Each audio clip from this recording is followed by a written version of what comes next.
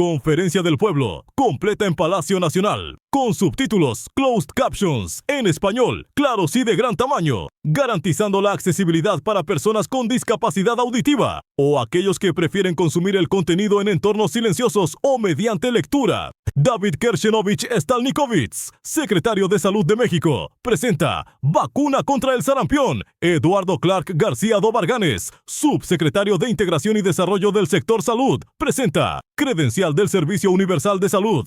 Ariadna Montiel Reyes, Secretaría de Bienestar, presenta Credencialización del Servicio Universal de Salud. Zoé Robledo Aburto, Director General del Instituto Mexicano del Seguro Social, IMSS, presenta Nuevos Hospitales IMSS 2026. Alejandro Sbarch Pérez, Director General del IMSS Bienestar, presenta Hospital Oncológico para la Mujer de la Ciudad de México. Martí Batres Guadarrama, Director General del Instituto de Seguridad y Servicios Sociales de los Trabajadores del Estado, ISSSTE, presenta Enlace desde el Hospital Fernando Quirós, en la Alcaldía Álvaro Obregón, Ciudad de México. Vacuna contra el sarampión, credencial y credencialización del Servicio Universal de Salud. Nuevos Hospitales IMSS 2026, Hospital Oncológico para la Mujer de la Ciudad de México, IMSS Bienestar, Hospital Fernando Quirós, ISSSTE. Preguntas y respuestas. Desde la conferencia matutina en Palacio Nacional, Claudia Sheinbaum Pardo, Presidenta de México, 20 de enero de 2026. ¡Comenzamos!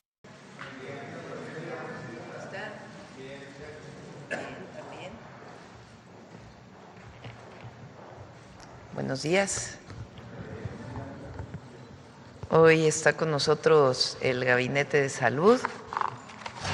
Se encuentra el secretario de Salud, David Kershenovich, la secretaria de Bienestar, Ariadna Montiel, el subsecretario de Salud, Eduardo Clark, el director del IMSS, Zoé Robledo, el director del IMSS Bienestar, Alejandro Sbarch, y está a distancia Martí Batres, director del ISSSTE, porque vamos a hacer un enlace para la inauguración de la sala de urgencias del Hospital Fernando Quirós, aquí en la Ciudad de México. Vamos a hablar el día de hoy de la credencialización, de lo que será el Servicio Universal de Salud. Primero el doctor Kershenovich nos va a hablar de el sarampión, que ayer preguntaron. Después Eduardo nos va a hablar de la credencialización. Luego Ariadna con todos los detalles de credencialización y también nos va a dar un informe de salud casa por casa. Y después algunos informes del IMSS Bienestar y el enlace con Martí, si les parece. Y luego vamos a las preguntas.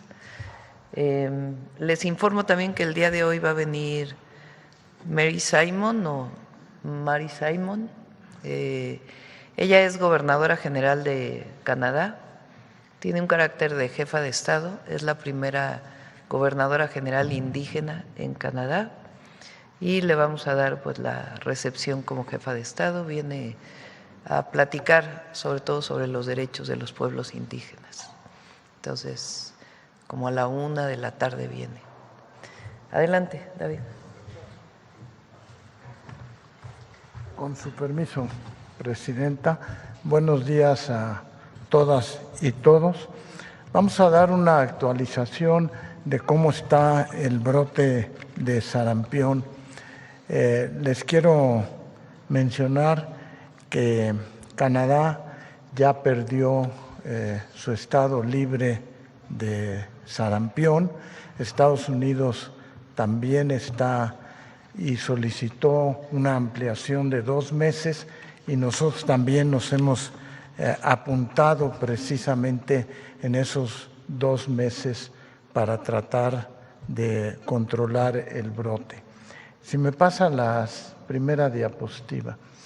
Aquí tengo señalado el número de vacunas que tenemos disponibles contra sarampión, que son 23.529.000 vacunas que tenemos disponibles.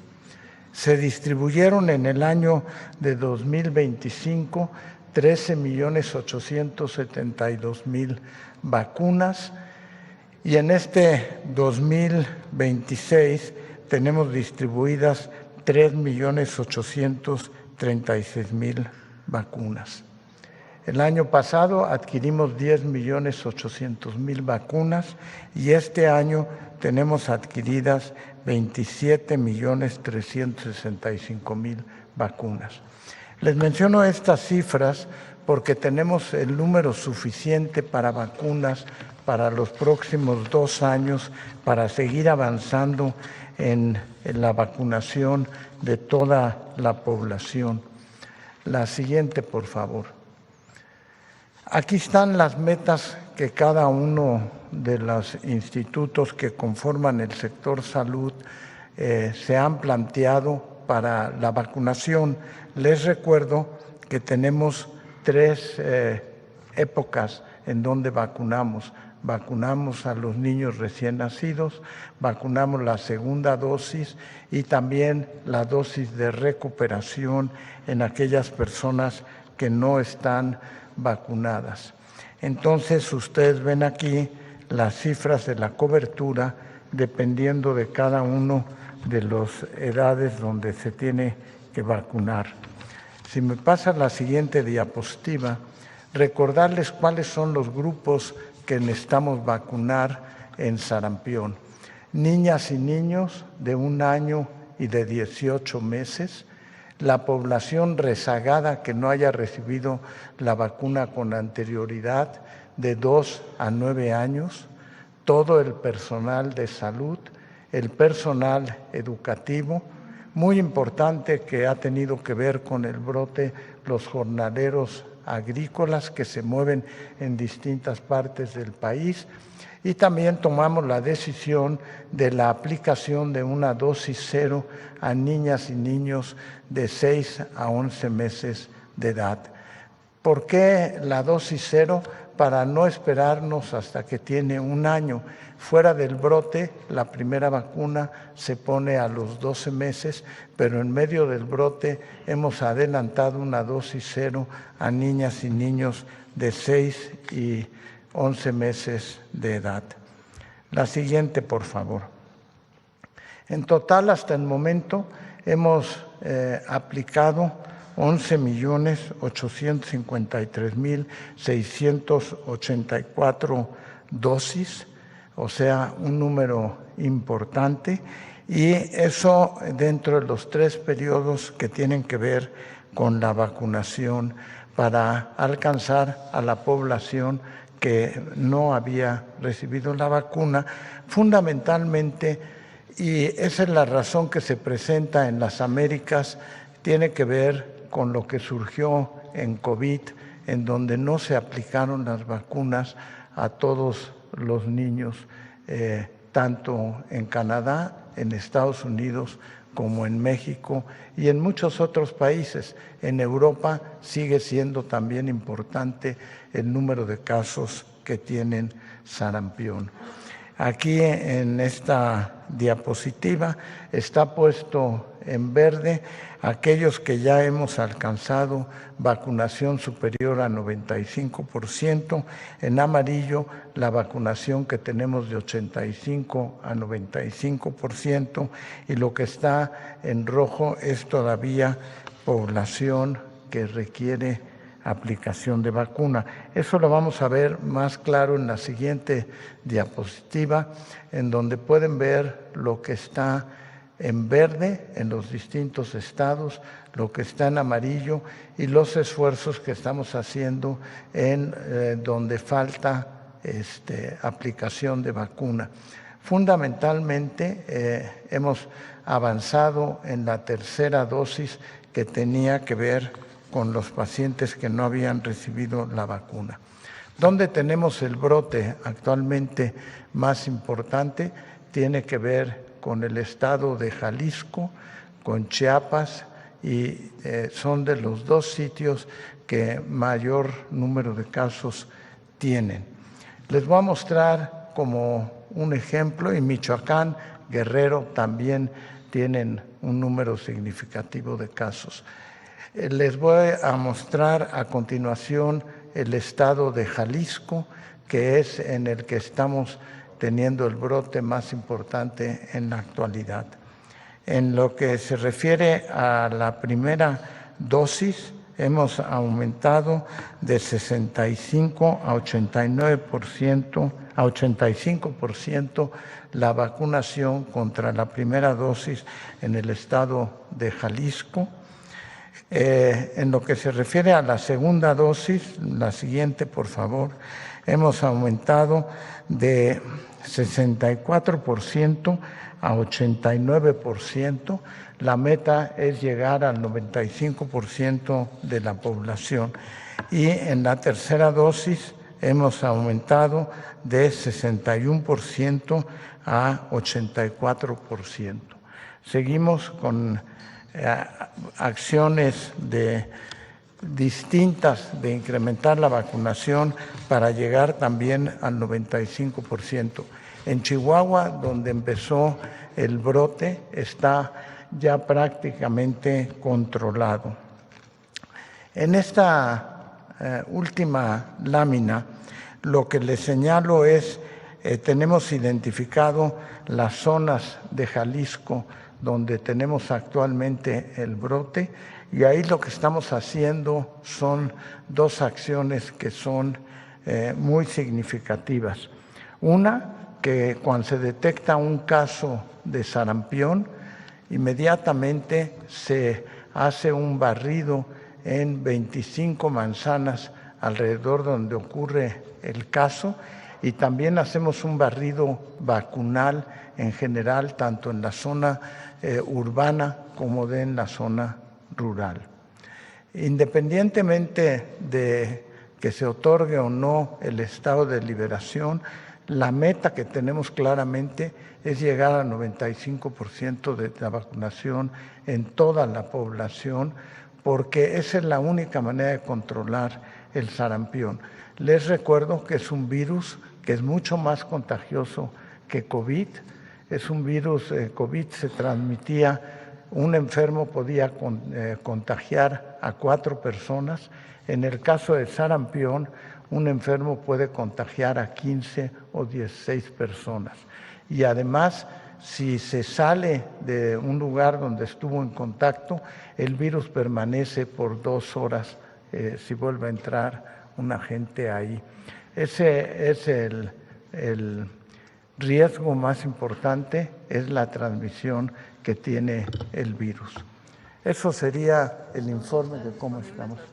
Sí, las vacunas están disponibles tanto en el IMSS, en el IMSS Bienestar, en el ISSSTE, en todas las instituciones de salud. Hay un teléfono 079 en donde pueden saber en qué sitios acudir para vacunarse. Menciono la importancia de todas las instituciones del sector salud y las clínicas. La vacuna es una vacuna que tiene que estar refrigerada y pueden acudir a los distintos centros de salud, y en los estados igual. Gracias. No depende, es importante decir que no depende de la derechohabiencia. Exacto. Pueden asistir a cualquier centro de salud, de los 32 entidades de la República, al IMSS, al ISSSTE, al IMSS Bienestar o a los centros de salud de los estados. Todos tienen vacunas y no se necesita ser del IMSS para que sea vacunado en una institución del IMSS. Acudir a cualquier centro de salud para poder recibir su vacunación. Adelante. Gracias, Presidenta. Con su permiso. Hola, muy buenos días a todos. Estamos muy contentos hoy de poderles platicar sobre esta nueva etapa que iniciamos para la credencialización del Servicio Universal de Salud en nuestro país. ¿Se me dan la siguiente, por favor? Primero, platicarles a todos. Esta es la nueva credencial del Servicio Universal de Salud. Es una identificación que lo que brindará a la población, a todos ustedes que nos escuchan, es la garantía del derecho a la salud, el acceso al derecho a la salud en las instituciones públicas del Gobierno de México. Estamos hablando del IMSS, del ISSSTE, del IMSS Bienestar, de los servicios de salud de Pemex, de los servicios de salud de las Fuerzas Armadas, es decir, de todas las instituciones que brindan servicios de salud desde el Gobierno federal, incluyendo claramente también a los Institutos Nacionales de Salud. Esta credencial que les muestro va a tener una versión tanto impresa, que van a poder cargar en su cartera, llevarla en su bolsa a cualquier lugar, y una versión digital que va a salir en la aplicación a partir del mes de abril, que les va a permitir llevarla a cualquier lado y que se actualice en tiempo real y no tengan que cambiar el plástico o puedan siempre tener acceso a la salud, inclusive si olvidaron la credencial en su casa. Siguiente. ¿Qué tiene la credencial? Primero, su nombre completo, su CURP, su sexo, su lugar de nacimiento y su fecha de nacimiento, así como su nacionalidad. Y en la parte de atrás también tiene 2 códigos QR que nos permiten a nosotros validar primero su derechohabiencia y a ustedes cotejar en ese momento cuál es su unidad más cercana. Adicionalmente también tiene la información sobre la donación de órganos que les vamos a pedir durante el registro, así como su tipo de sangre para cualquier necesidad del sistema de salud y, como siempre, pues los datos de ayuda en el 079 que ya mencionaba el doctor Kersenovich. Siguiente. Adicionalmente, en la APMX que está trabajando, van a tener esta versión digital a partir del mes de abril, que no solo va a tener los mismos datos de la versión física, pero les va a poder dar información en ese momento sobre la derechohabiencia que tengan, si están registrados en el IMSS, en el ISSSTE, en el IMSS Bienestar, lo que se conoce como la vigencia de derechos, que no es nada más que en dónde estamos afiliados, qué clínica tenemos asignada más cercana a nuestro domicilio para acudir en cualquier necesidad de salud, así como datos de esa misma clínica. Pero lo que queremos contarles el día de hoy es para qué va a servir esta credencial más allá de un plástico o más allá de una credencial en la aplicación. Siguiente. Y la primera de las maneras en la que la vamos a usar es para identificarnos, para garantizar que cuando tengamos una necesidad de salud, cuando tengamos que ir a una clínica, cuando espero que muy pocos tengan que ir a un hospital por una necesidad, nos podamos identificar y tengamos la garantía de acceso a esa institución pública, es decir, para identificarnos. También les va a servir como una identificación y acceso gratuito que está, como ustedes saben, garantizado a todos y cada una de las mexicanos y las mexicanas a través del artículo 4º constitucional. Es un derecho y esta es una manera de ponerle cara a ese derecho gratuito y de acceso a cualquier institución pública del Gobierno de México para la atención a su salud. Siguiente. En segundo lugar, les va a permitir a ustedes conocer lo que ya les comentaba, es la derechohabiencia. ¿A qué institución estamos afiliados en cada momento? Hay veces que de hecho no sabemos muchas veces qué derechohabiencia tenemos en ciertos casos. Hay estudiantes, por ejemplo, que tal vez no saben que tienen el IMSS. Hay tal vez pensionados que no saben que al haber estado casadas o casados con una persona que era derechohabiente de una institución, tienen ese derecho. La credencial y el QR que van a poder ustedes validar con su celular les va a decir en cada momento qué afiliación tenemos. Y lo más importante, cuál es la unidad de salud más cercana y así saber a dónde acudir. Es decir, no solo la vigencia de derechos, pero también dónde está nuestra clínica de atención primaria a la salud, que es la columna vertebral de la atención a la salud, la prevención. Siguiente. En segundo lugar, esta credencial también lo que nos permite a nosotros, como Servicio Universal de Salud que integra el IMSS, el ISSSTE, el IMSS Bienestar y el resto de las instituciones, nos va a permitir vincular a todas las personas a un expediente médico electrónico con toda la información, incluso cuando las personas cambien de derechohabiencia, cuando una persona cambie de trabajo, que pasa de tal vez trabajar como yo hoy en el sector público, que soy derechohabiente del ISSSTE, a trabajar en iniciativa privada, que me haría derechohabiente del IMSS, pueda migrar esa información con mis cambios de derechohabiencia y también cuando me cambie de domicilio para saber cuál es la clínica que más cerca me corresponde cuando yo me cambie de domicilio.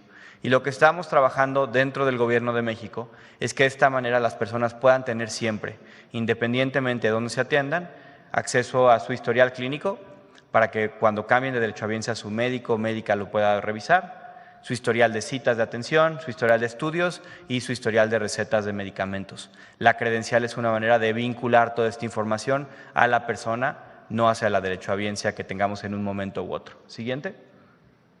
Y finalmente, el siguiente paso es que conforme vamos avanzando a que la credencial ocurra también en la versión digital, nos va a permitir siempre poder agendar citas y saber a dónde acudir para consultas de estudios.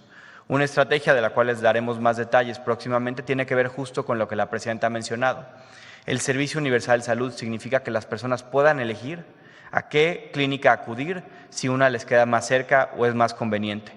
Tal vez nuestra clínica asignada a nuestro domicilio está en un lugar, en una alcaldía en la Ciudad de México, pero nosotros trabajamos del otro lado de la ciudad.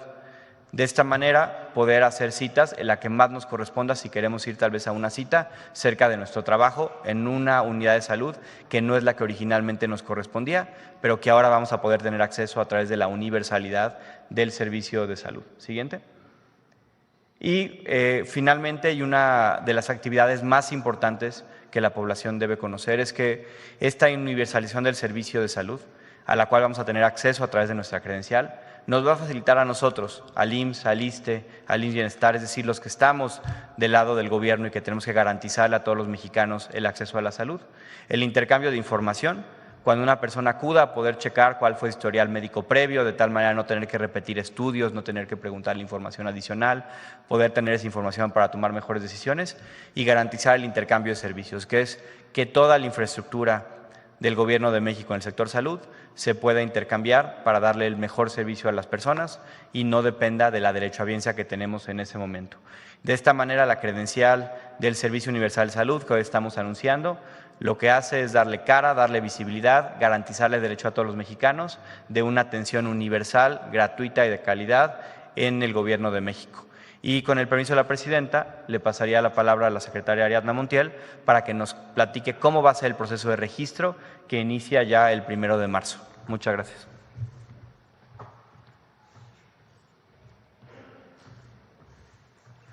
Con su permiso, presidenta. Buenos días a todas y a todos. El día de hoy estamos realizando una acción muy importante porque, como ya lo dijo el subsecretario Clark, es el piso para generar un sistema universal de salud.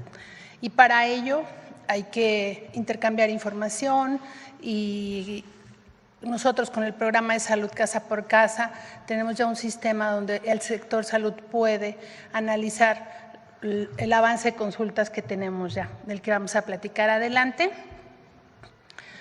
¿A quiénes vamos a registrar?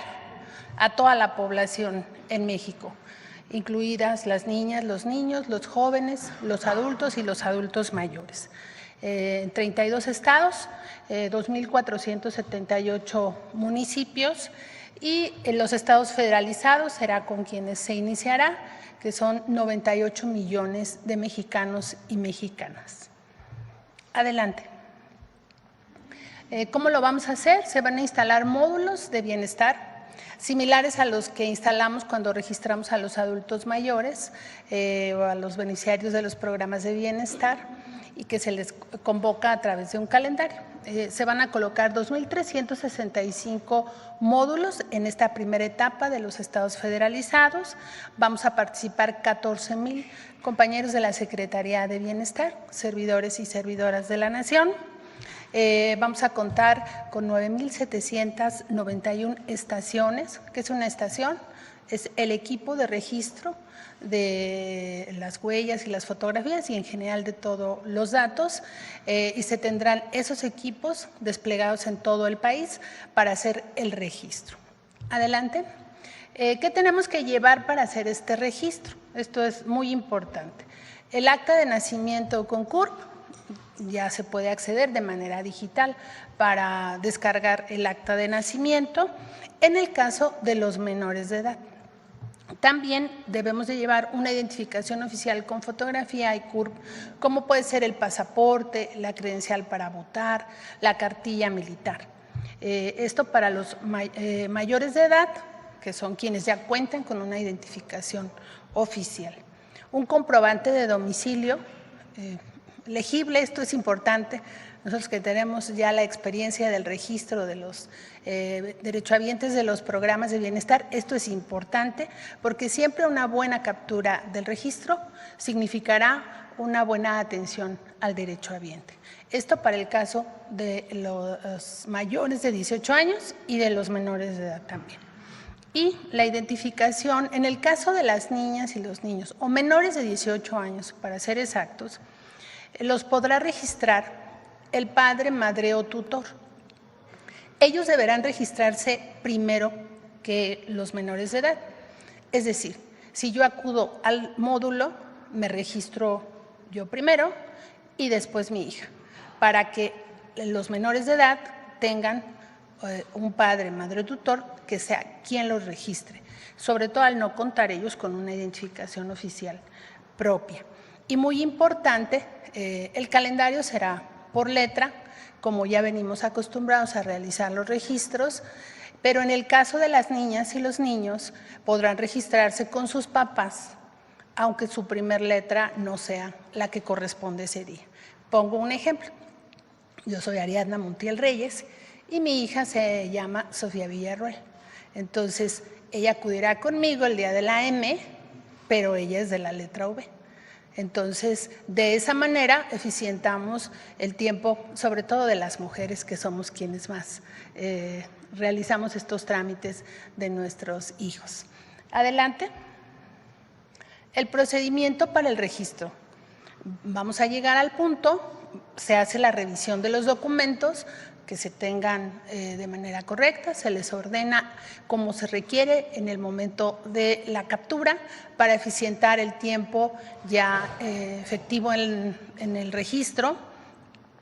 Ahí van ustedes, como se hace en el pasaporte, por ejemplo, se recaba la firma de consentimiento de quien es dueño de los datos personales y también nos otorgarán un número de contacto, que es tan importante como los programas de bienestar, porque a través de ese número de contacto se les notificará cuándo se les va a entregar su credencial física impresa, pero también información referente al tema de la salud.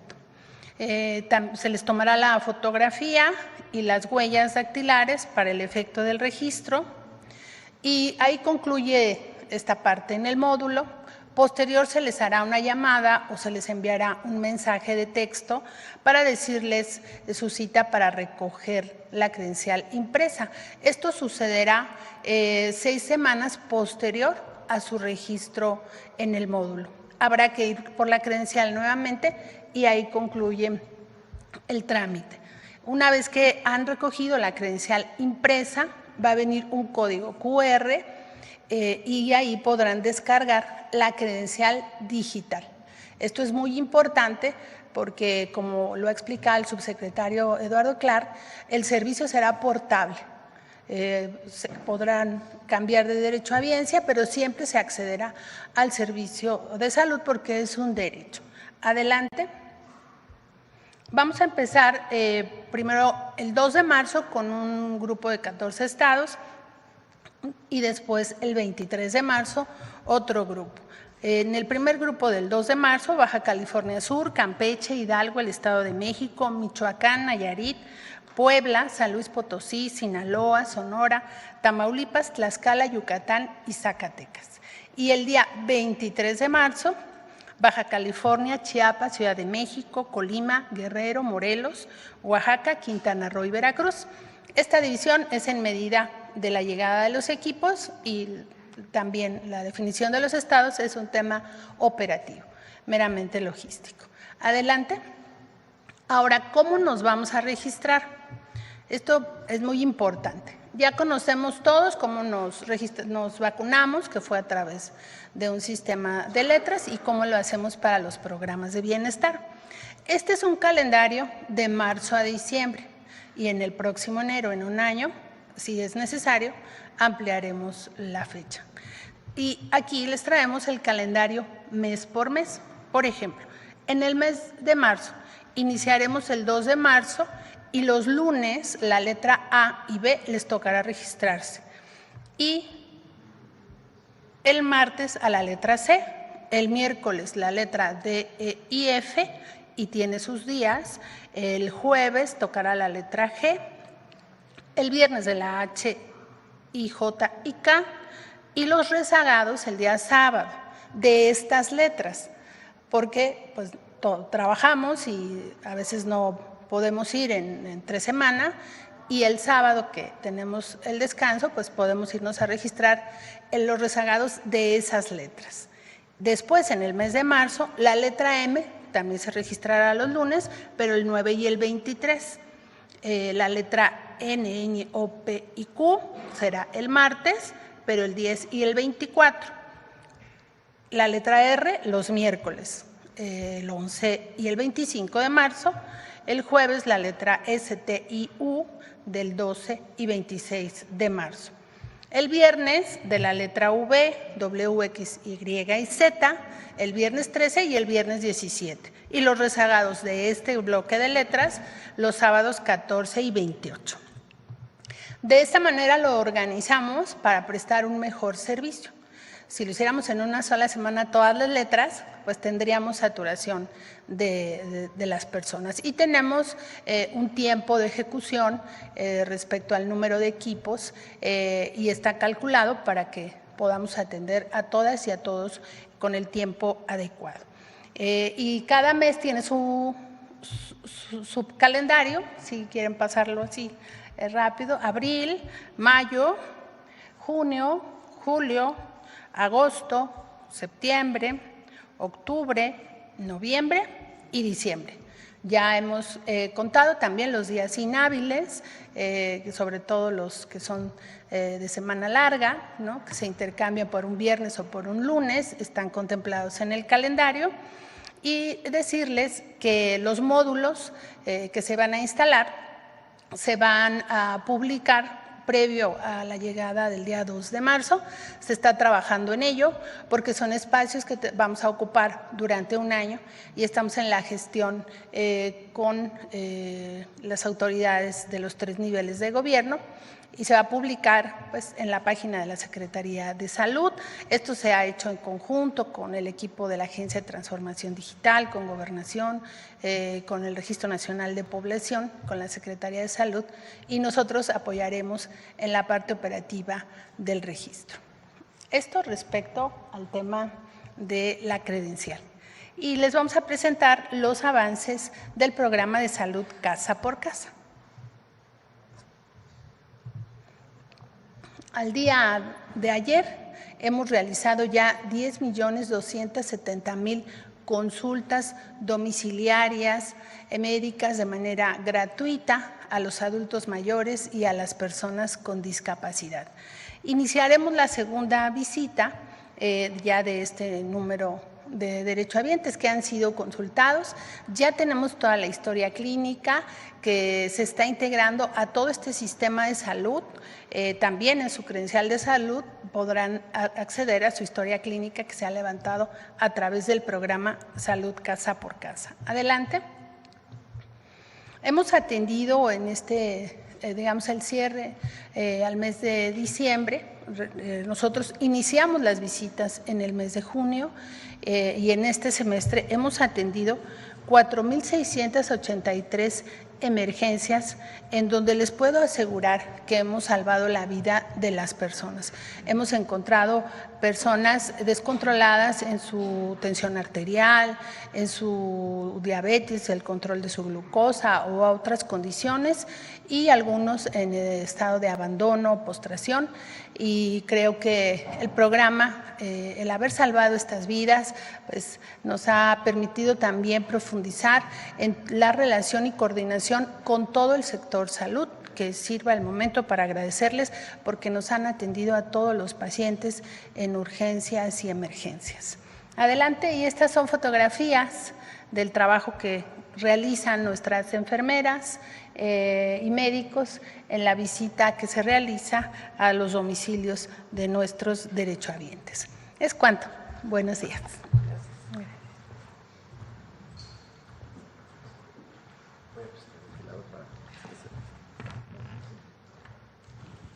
Muchas gracias, Presidenta. Muy buenos días a todas y a todos. El día de ayer el Instituto Mexicano del Seguro Social cumplió 83 años desde la publicación de la ley y sus primeras acciones. La que sigue, por favor.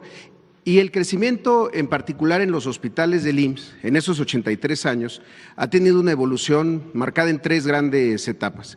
La primera de 1943 a 1982, que llamamos la fundacional, en el que el IMSS creció en 29,500 camas, casi 30,000 camas de hospital. ¿Por qué tomamos este indicador? Es un indicador internacional de cuántas camas debe de haber por el número de población que se atiende. Aquí están los grandes centros médicos nacionales, La Raza, Siglo XXI, los hospitales regionales grandes del país. Y en los siguientes 36 años, de 1982 al año 2018, lo que conocemos como el periodo neoliberal, ¿cuánto creció el IMSS? 4,300 camas, nada más, 4,300 camas, pero la derechohabiencia sí siguió creciendo.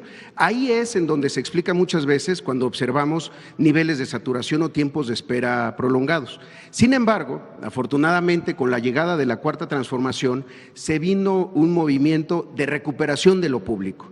La hipótesis nuestra es que no se quería invertir en lo que se pretendía privatizar. Sin embargo, cuando recuperamos lo público, entonces empezamos a crecer nuevamente en función también del crecimiento de la derechohabiencia y en los lugares donde más se necesitaba. La meta es llegar a 45,000 camas en 2030, es decir, 10,000 camas más para la atención en el Seguro Social. Así es como vamos hasta el momento. De 2018 a 2024, en el sexenio del presidente López Obrador, se sumaron 3,944 camas más y al momento llevamos ya 776 camas. Con los proyectos de la presidenta y con lo que ya hemos hecho al momento, vamos a sumar 6,173 camas más al IMSS. ¿Esto cómo se puede interpretar? Que en 12 años se va a hacer el doble de lo que se hizo en 36, en 2 sexenios el doble de lo que se hizo en 6 sexenios anteriores, de 1982 al 2018. La que sigue. Al momento ya hemos inaugurado con la presidenta 5 hospitales, el más reciente, el sábado, en Zaragoza, aquí en la Ciudad de México, en Iztapalapa, la clínica 25. Ciudad Juárez, Chihuahua, la primera etapa del hospital de Ensenada, el hospital 14 de septiembre en Tuxtla Gutiérrez, el hospital Zaragoza, como mencionaba, el General Regional, y el Hospital General Regional Carmen Cerdán, antes conocido como San Alejandro en Puebla. Y los contamos estos 2 últimos que fueron dañados por el sismo, porque cuando se perdieron, pues esas camas se dejaron de poder contar, pero hoy se vuelven a sumar. La que sigue, por favor. Ahora, estos son los hospitales, los 6 hospitales que se ponen en operación en los próximos 6 meses. El primero es el Hospital de Ginecopediatría en Ciudad del Carmen, en Campeche. Cuenta con 74 camas, son 38 sensables y 36 no sensables. Ya estamos en las etapas finales de pruebas de los equipos, ya está completamente equipado. Y un tema interesante, este hospital es de los que hablábamos la vez pasada, que fueron abandonados por las secretarías de salud de los gobiernos de los estados. En 2014 el gobierno de Campeche, a través de su secretaría de salud, lo abandonó. Con la llegada en 2021 de la gobernadora Laida Sansores, se resolvió el problema, se donó al IMSS y hoy está a punto de entrar en operaciones para la atención de la derechohabiencia. La que sigue, por favor. El Hospital Ramos Burs en Hermosillo, Sonora. Es otra historia interesante que contar. Sonora, en Hermosillo, tenía la Secretaría de Salud un hospital general para la atención de los no derechohabientes, hoy ya operado por el IMSS Bienestar, que se sustituyó. Y muchas veces cuando se hacían las sustituciones de los hospitales, se hacían quizá pensando en qué se iba a hacer con el inmueble que se dejaba libre y qué se iba a hacer a veces también con el terreno. Son hospitales que están en lugares extraordinarios, céntricos, de alto valor comercial. Ahí en Hermosillo nos han contado que la idea era derrumbarlo para hacer un centro comercial. Sin embargo, con el gobierno del estado se decidió donárselo al IMSS para poderlo rehabilitar y hacer un hospital que además tendrá otra característica, es un hospital universitario. Está ahí en la avenida Encinas, frente a la Unison, y vamos a poder ahí formar a los estudiantes de la Escuela de Medicina de la Universidad de Sonora. Y otra peculiaridad, son Son hospitales que ya nacen integrados para la atención también de los no derechohabientes en coordinación con el IMSS Bienestar. También estamos ya para arrancarlo en operaciones en febrero con todo su personal. Son 1,476 personas de todas las categorías, médicas, médicos, personal de enfermería y el resto del personal que se necesita para su operación. Son 115 camas, 90 de ellas son de hospitalización. El que sigue. También en Sonora, uno de los estados que tenía el menor índice de número de camas es el hospital de Navojoa, que no sustituye al actual. Vamos a seguir operando el actual, uno de los hospitales más antiguos del IMSS, pero ya con un nuevo hospital que nos va a permitir dar servicios. Son 164 camas, 90 de hospitalización, concluimos en marzo y también ya estamos en la etapa de contratación, justamente en marzo, de los médicos y las médicas especialistas que vamos a reclutar ahora en el proceso de reclutamiento. Es un hospital completamente nuevo, aquí están algunas de sus características: tomógrafo, mastógrafo, rayos X, una clínica de mama al interior del propio hospital y 29 especialidades. El que sigue. El cuarto hospital de estos 6 es el hospital de Guanajuato, un hospital que en este caso sí es una sustitución, pero es una sustitución de un hospital que tenía solamente 20 camas. Como lo pueden ver aquí, ahora tendrá 120 camas, 72 de ellas sensables. Estamos ya también al 79%, pero algo que nos ha pedido la presidenta y que nos ha resultado de mucha utilidad es que estamos aperturando servicios en cuanto se van concluyendo. De hecho, esta semana estamos iniciando la consulta externa de este hospital de Guanajuato en 5 especialidades: en psiquiatría, oncología, nefrología, geriatría e infectología, que ya entran en operación, empiezan a recibir pacientes en la consulta externa. La que sigue, por favor. El otro es el Hospital General de Zona de Tula Allende, en Tlaxcuapan, en el terreno de la refinería. Aquí hicimos 2 cosas. Como se puede observar, se tiene ya la unidad de medicina familiar, se está operando desde septiembre del 2023 y estamos en conclusión del hospital en marzo. Es la sustitución del hospital de Tula, pero con un crecimiento importantísimo. Aquel hospital tenía 40 camas, ahora va a tener 144 de hospitalización y 298 con el resto de camas en donde están las terapias intensivas, las áreas de recuperación postquirúrgica y otros servicios que también requieren mucho equipo y a mucho personal. Serán 1,235 médicas y médicos, enfermeros y todo el personal. Y algo también importante de este hospital, que lo hemos coordinado con el IMSS Bienestar: vamos a dar servicio a toda la población con y sin seguridad social, gracias a estos procesos de universalidad. Y por último, en la que sigue, tenemos el hospital de Ticul, allá en Yucatán. Otra historia, en este caso incluso de una APP del gobierno del estado, que se hizo y se dejó abandonado. Se terminó un proceso jurídico muy complejo, se donó al IMSS para su operación. Son 70 camas sensables, 94 camas en total, y tendrá mucho énfasis en especialidades de trauma y ortopedia. Este hospital, que ha sido muy complejo incluso en esta última etapa, tuvimos que hacer una terminación anticipada por incumplimientos de la empresa, y ahora está entrando ya la Secretaría de la Defensa Nacional para que con los ingenieros militares concluyamos satisfactoriamente este hospital. Sería cuanto, Presidenta. Esta es la forma como que recuperamos lo público para garantizar el derecho a la salud. Gracias. Gracias, Zoe. Adelante.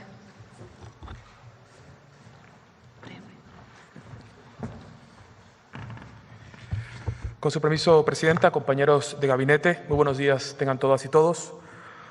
Hoy presentaremos los avances del Hospital Oncológico para la Mujer de la Ciudad de México del IMSS Bienestar, diseñado como una unidad médica de acto único, un modelo que transforma la atención oncológica al poner a la mujer en el centro del cuidado.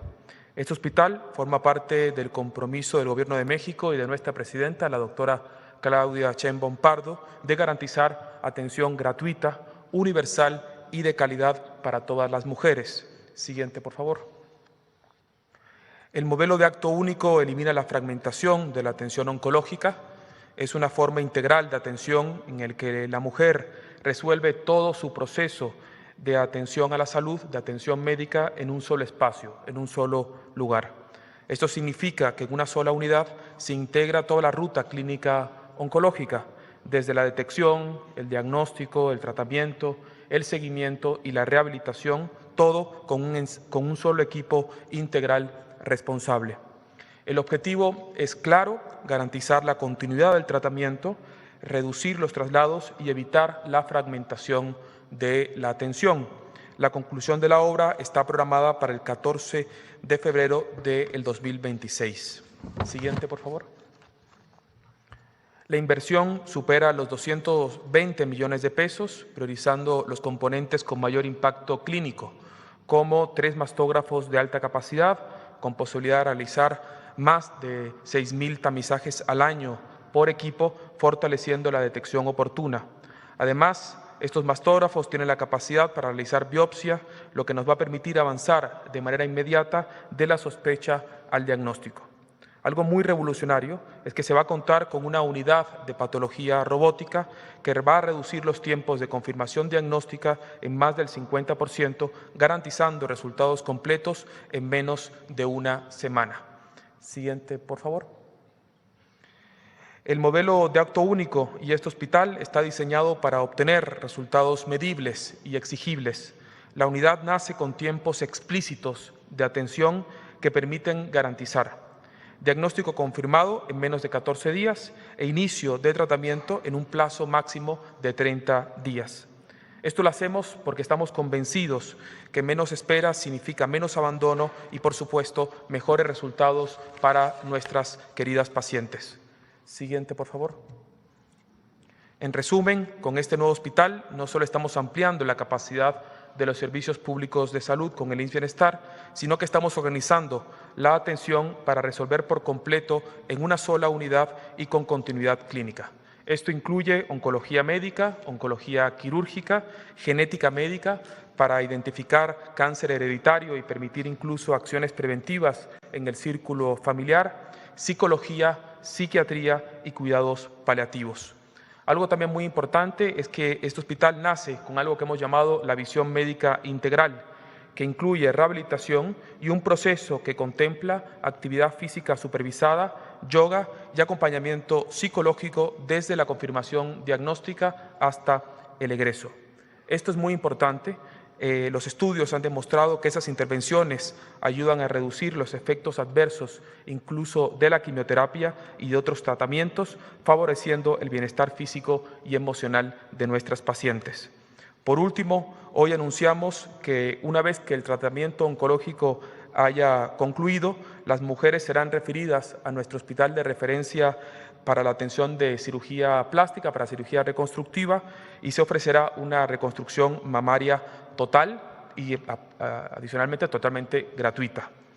Con este hospital, Presidenta, desde el IMSS Bienestar y bajo la visión transformadora de nuestra Presidenta, hacemos o avanzamos hacia un sueño de país, que todas las mujeres de nuestro país reciban atención integral, resolutiva, de máxima calidad y 100% gratuita. Tenemos un video para mostrar los avances de la ejecución de la obra. Este edificio no solo será un hospital, será un espacio diseñado para organizar la atención oncológica, reducir tiempos y acompañar a las mujeres durante todo su tratamiento. Aquí nace el Hospital Oncológico para la Mujer de la Ciudad de México, una unidad médica que integra procesos, equipos y tecnología para resolver la atención del cáncer de mama y cervicouterino en un solo lugar. Aquí operará el modelo de acto único, una forma integral de atención en la que todo el tratamiento se brindará dentro de una misma unidad médica. La detección, el diagnóstico, el tratamiento y el seguimiento no estarán fragmentados. Estarán conectados, coordinados y guiados por un solo equipo clínico, con un mismo expediente, con una inversión cercana a 222 millones de pesos, de los cuales 113 millones se destinarán a equipamiento. La unidad contará con 12 consultorios, 2 quirófanos, un tomógrafo y 20 sillones para quimioterapia. mastógrafos y nueva tecnología de patología permitirán emitir diagnósticos en menos de 14 días, para que los tratamientos inicien en menos de 30 días una vez confirmado el padecimiento. Aquí, la tecnología será una herramienta para decidir mejor y para tratar a tiempo. La reconstrucción mamaria estará garantizada mediante la referencia a unidades especializadas en cirugía reconstructiva. La unidad oncológica de IMSS Bienestar busca consolidar un nuevo modelo de atención con un hospital diseñado para tratar, acompañar y cuidar a las mujeres de principio a fin. IMSS Bienestar, Servicios Públicos de Salud. ¿Será cuánto, Presidenta? Bueno, ya para finalizar, mucha información el día de hoy. El enlace con Martí. Buenos días, Presidenta Claudia Sheinbaum. Estamos en el Hospital Fernando Quirós, que se encuentra al poniente de la Ciudad de México en la alcaldía Álvaro Obregón. Es un hospital que fue construido en 1969. Sin embargo, el día de hoy estamos inaugurando la nueva sala de urgencias. Es completamente nueva, se ha reconstruido todo, es de primera calidad. Tiene 16 camas y esas 16 camas tienen su monitor de signos vitales, su panel de gases medicinales y también hay 2 camas que están aisladas para pacientes con algún padecimiento infectocontagioso.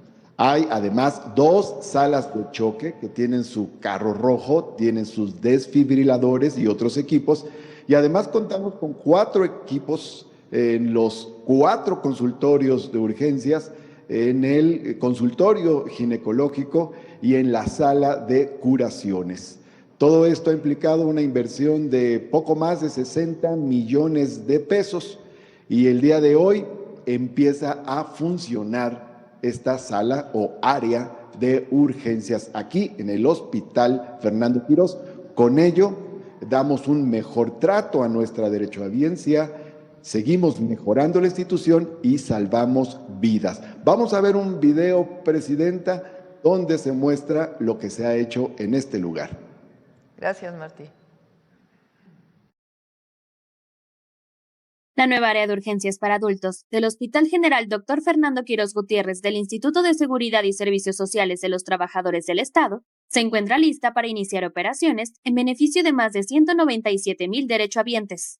Esta área fue construida con una inversión superior a 59.6 millones de pesos y cuenta con 16 camas, 14 de observación y 2 de aislamiento, así como 4 consultorios de valoración, un consultorio de ginecología, espacio de curaciones y 2 salas de choque, lo que permitirá fortalecer la atención médica inmediata. Dispone de mobiliario y equipo médico completamente nuevos, entre los que destacan monitores de signos vitales, camillas de traslado, ventiladores, lámparas de examinación, equipos de reanimación con desfibrilador y monitor, carro rojo, aspiradores mecánicos, refrigeradores médicos y carros especializados para instrumental, entre otros insumos prioritarios para la atención de pacientes. Con estas acciones, el ISSSTE fortalece la capacidad operativa del hospital como parte de la transformación en el sector salud a nivel nacional. Presidenta, vamos a proceder al corte de listón inaugural formal aquí con el equipo del hospital y del ISSSTE. Adelante. Contamos 5, 4, 3, 2, 1, 0.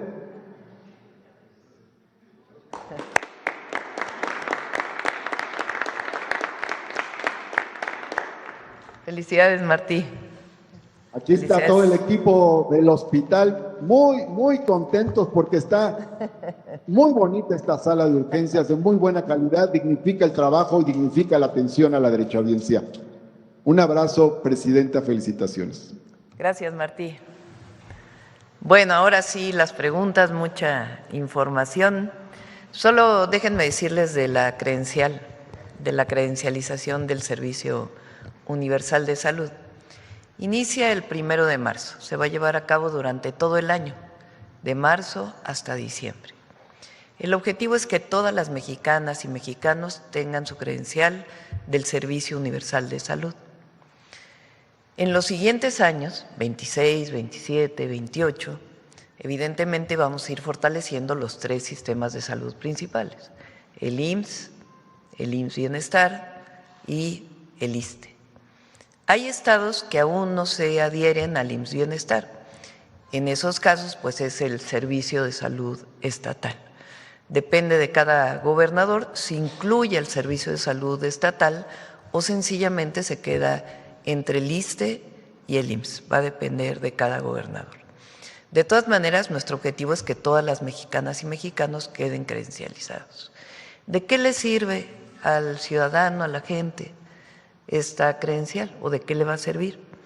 Bueno, con esta credencial, a través de su QR, va a poder acceder primero al servicio de salud que le corresponda y ahí va a venir de manera inmediata su expediente médico que va a ser levantado y que va a estar en una base de datos totalmente protegida y toda la información referente a la persona. Cuando uno llega a un centro de salud, normalmente le vuelven a preguntar, ¿y tu mamá tuvo alguna enfermedad? ¿Tu papá padece de hipertensión? Y otra vez, ¿eres alérgico a no sé qué? ¿Qué tipo de sangre tienes? ¿Cuántas veces te has atendido? ¿Te has operado? Etcétera, etcétera. Bueno, todo eso quedaría en el expediente médico, de tal manera que cualquier médico o médica que vea el expediente, pues va a tener ya toda la información referente a la persona. Esto es indispensable para que en su momento haya el intercambio entre los servicios de salud, porque si uno va al ISSSTE y en algún momento llega a ir al IMSS, pues evidentemente el médico del IMSS va a requerir la información de la persona. Y además, asociado a esto, vamos a ir desarrollando poco a poco información donde se sepa qué centro de salud te corresponde, qué medicamentos hay en el centro de salud, qué especialistas hay en el centro de salud, a qué hora puedes pedir tu cita, cómo puedes acceder a las citas, es decir, tener digitalizado el sistema de salud, que es un sueño que no solamente tiene la presidenta, sino todas las mexicanas y mexicanos, para poder acceder de mejor manera a los servicios. También eso va a permitir pues que haya avisos para decirle, a ver, ya te tomaste tu medicamento, recuerda que tienes diabetes, no se te vaya a olvidar, recuerda que tienes que tomar tu medicamento de hipertensión. Todo esto va a ser posible a través pues de un proceso de digitalización que inicia en el 2026 y va a continuar todos los años. Es entrar pues a un proceso muy efectivo de atención a la salud. Esto pues va acompañado del mejoramiento de los servicios. Entonces ya informó Zoe, por lo menos en el 2026, cuántos hospitales vamos a inaugurar. Alejandro Schwartz pues está mejorando el IMSS Bienestar, particularmente con este centro de atención oncológica, que si se acuerdan, cuando fue el día, el mes de cáncer de mama o contra el cáncer de mama, informamos que vamos a tener un sistema de atención al cáncer de mama para las mujeres. Este es el primer hospital que se va a abrir de ese modelo. Y también el ISSSTE, que poco a poco pues va mejorando. Es el derecho a la salud de todas las mexicanas y mexicanos. Bueno, ahora sí vamos a las preguntas. Sí, vamos a ver. A ver, la compañera que no ha preguntado hace mucho.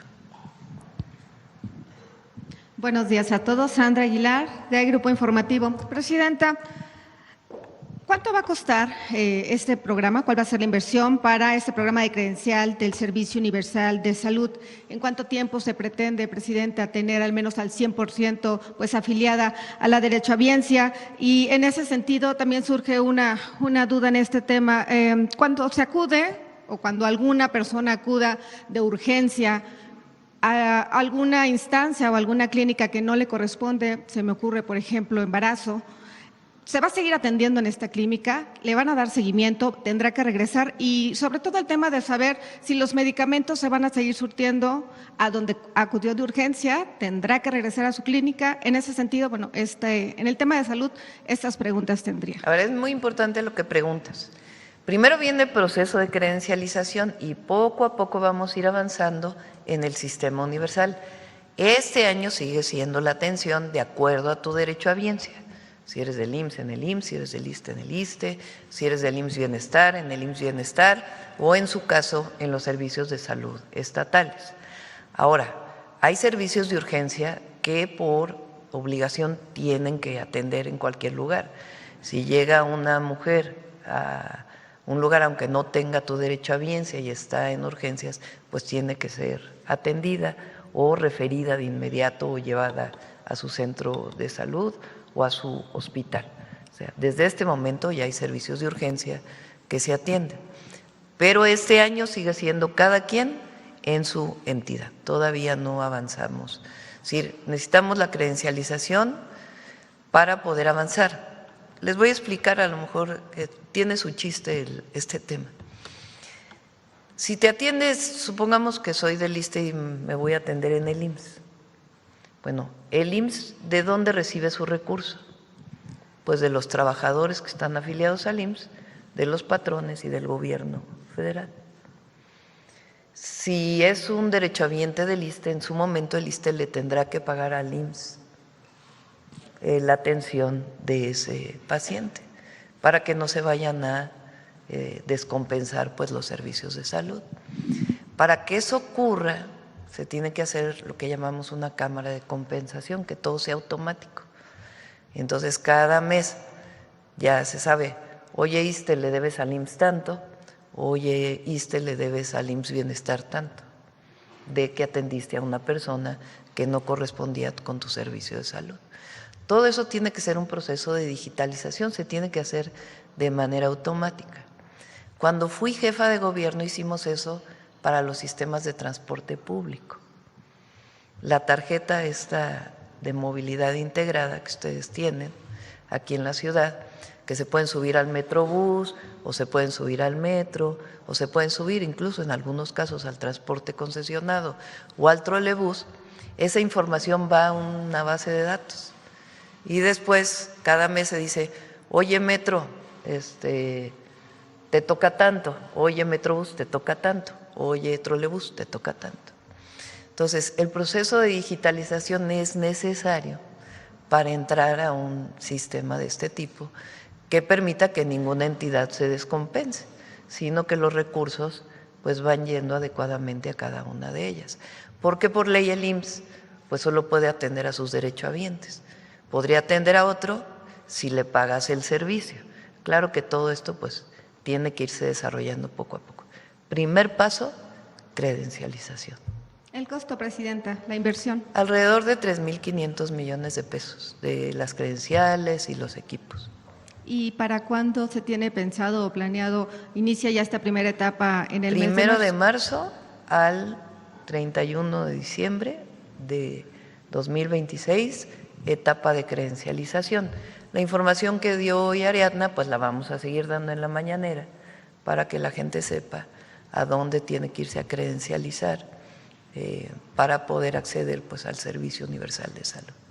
Bien, Presidenta, en otro tema quiero preguntarle, ayer que sostuvo, más bien recientemente en esta reunión que sostuvo con precisamente Luisa María Alcalde y Andrés Manuel López Beltrán, antes de que empiecen las especulaciones, ¿nos podría compartir de qué se trató esta reunión? Sí, los invité, vinieron a platicar,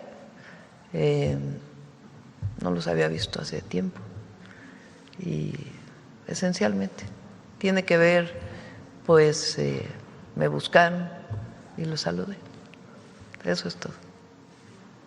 No tiene nada que ver con el tema de la reforma, con el tema de los partidos, no tiene nada que ver. No, ellos quisieron informarme qué están haciendo, cómo lo están haciendo. Pues es, digamos, obviamente yo soy presidenta de todas las mexicanas y mexicanos, ¿verdad? Pero pues los recibo para escuchar pues lo que están haciendo, tomaron mi opinión y nos saludamos. Preguntarle, Presidenta, usted ha insistido, sí, ciertamente, en el fortalecimiento de la democracia. El gobernador de Oaxaca, Salomón Jara, será pues la primera persona en someterse al tema de la revocación de mandato. ¿Usted considera que deberían de tomar su ejemplo los demás gobernantes? Es decisión de cada gobernador o gobernadora. Es una decisión de ellos, de ellas. En el caso de Salomón Jara decidió hacerlo y pues ya depende de cada uno de ellos. En el caso de la presidencia, ahí sí está en la Constitución. Finalmente, Tamaulipas le espera este fin de semana. Sabemos que va a visitar la frontera. ¿Algo más que nos pueda compartir en torno a esta visita? Ya vamos a dar muchas noticias buenas para Tamaulipas. Allá el domingo nos vemos. Bueno, sábado, ¿no? Desde el sábado. Sí. Le agradezco, Presidenta. Buen día. Gracias. Vamos a ver de este lado, por acá, por acá, por acá. A ver, ¿quién no ha preguntado? Desde hace rato. A ver, el compañero que no ha preguntado hace rato. Vamos variándole.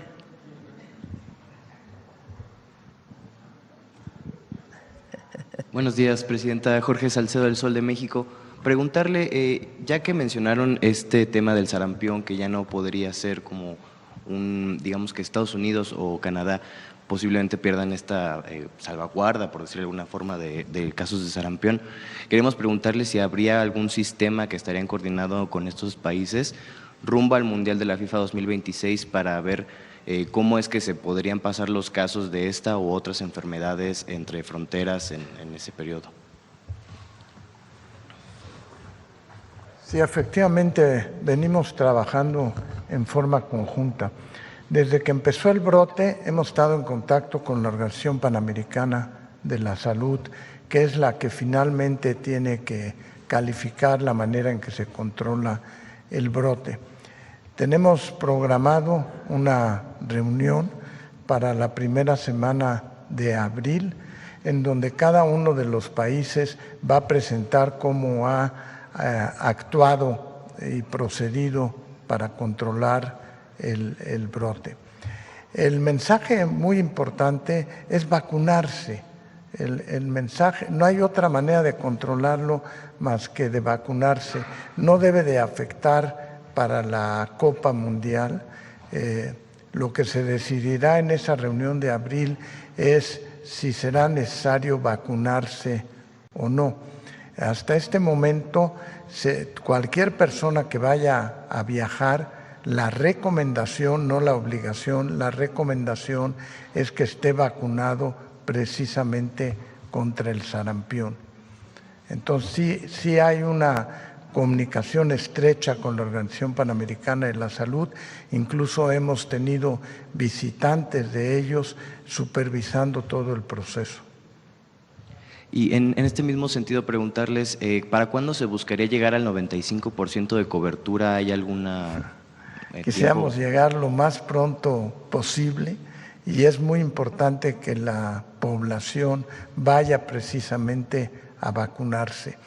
Está demostrado que la mejor manera de combatir las enfermedades es prevenirlas y así lo hemos insistido, incluyendo la vacunación invernal que estamos haciendo ahora para influenza y para COVID, en donde hemos tenido la posibilidad de no tener internamientos en forma tan importante por la misma.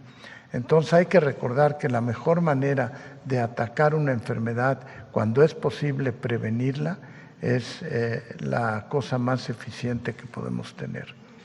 Y también ¿habrá algunos centros, stands de vacunación en los fan festivals que dijeron de la FIFA o en aeropuertos, algún otro lugar para también fanáticos, no solo mexicanos? Sí, todo eso se verá. Lo que es muy importante es prevenir incluso antes de que ocurra. Y muy pronto le estaremos avisando de otras estrategias que tenemos para evitar precisamente la diseminación del sarampión, como son, por ejemplo, vacunar en las centrales camioneras, vacunar en los aeropuertos, etcétera. Gracias, secretario. En otro punto, Presidenta, sobre la entrega de agua a Estados Unidos, que estaría tentativamente para el 30 de enero de este año, después de las exigencias del presidente Donald Trump, si nos pudiera adelantar en qué porcentaje de agua o cuánto. Hoy tengo una reunión, ya se reunieron la comisión de la SILA con agua e incluso con los gobernadores de los estados y hoy me van a presentar la propuesta. Entonces, si gustan, mañana platicamos sobre eso. Gracias, Presidenta. Gracias. Muy bien, vamos por acá, por acá, por acá, por acá. A ver, Hans, y luego por acá. Gracias, Presidenta.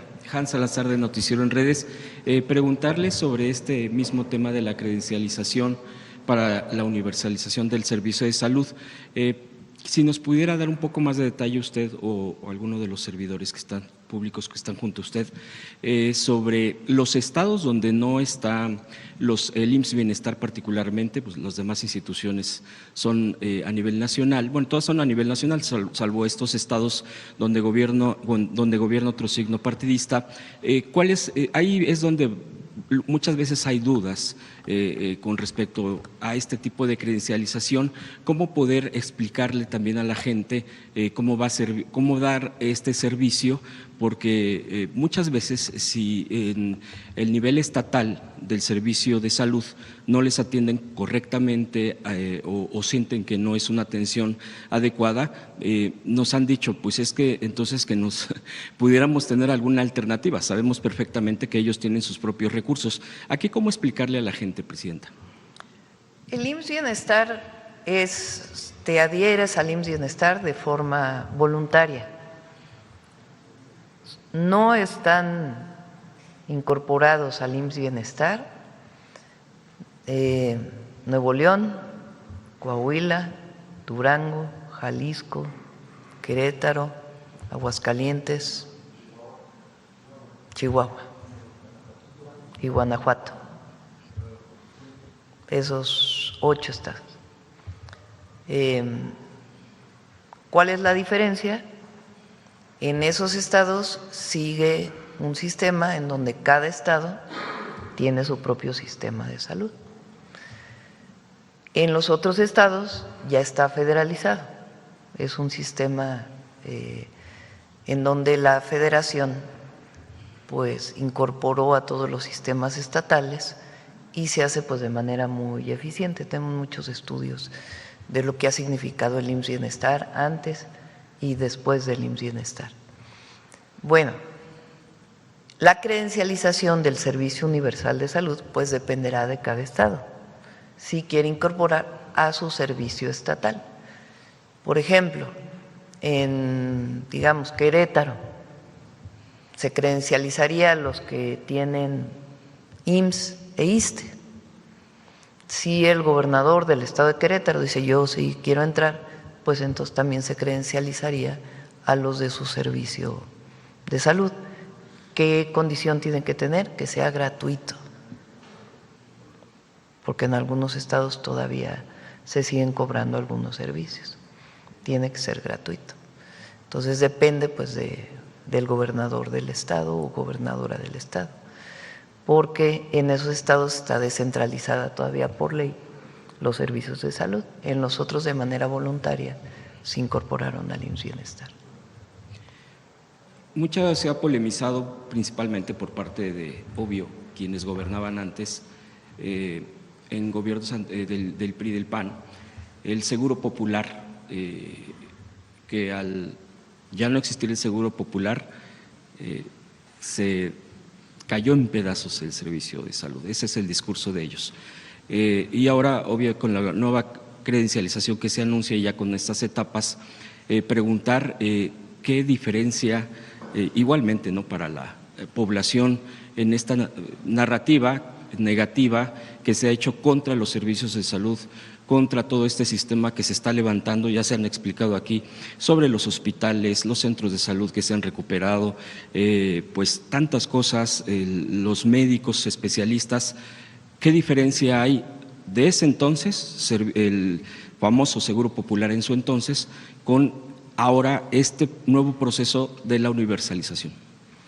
Primero, el Seguro Popular era para todos aquellos que no tenían derecho a biencia, ni al ISSSTE ni al IMSS. Entonces hicieron el Seguro Popular. ¿Dónde se atendían en el Seguro Popular? Pues en los centros de salud y hospitales de los estados. Vamos a ver, igual que en el caso del IMSS, ahorita pasamos otra vez las gráficas, pues eran los mismos hospitales y centros de salud que ahora se han ido renovando. Se hicieron con ese recurso supuestamente 90 hospitales. Se hicieron 90 hospitales que en realidad nunca funcionaron, entre corrupción y falta de recursos para terminar el hospital. Con el presidente López Obrador llegó y dijo, bueno, lo primero que tenemos que hacer pues es echar a andar estos 90 hospitales. Ya nos quedan, ¿cuántos? 10, o sea, 80 ya están funcionando. ¿Cómo va a haber sido mejor el Seguro Popular que lo que tenemos ahora si tenemos 80 hospitales nuevos operando? Ya nada más con eso. Era la propaganda de Seguro Popular. Fíjense nada más en el IMSS, o sea, 30,000 camas que se hicieron de 43 a 82, casi 40 años. Y después solo 4,300 camas en 36 años.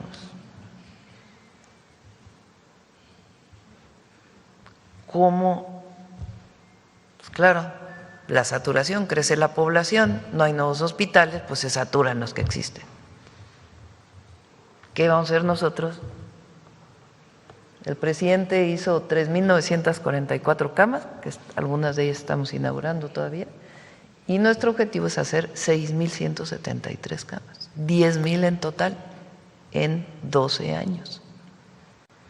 ¿Por qué se puede hacer esto también?